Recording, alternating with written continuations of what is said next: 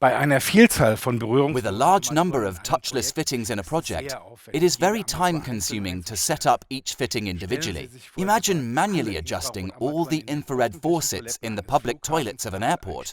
That costs time and at some point is no longer fun. For this reason, the settings of a fitting can be saved in the remote control as a user profile and transferred to other fittings as often as required. To do this, first connect the remote control to the fitting and save the set settings as a profile via the menu item Service.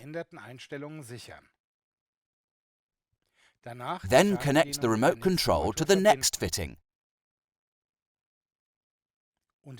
Load the saved profile under the menu item Service.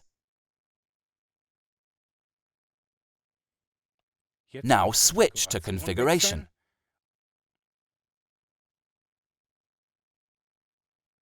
And use the Send command to transfer this setting to the tap.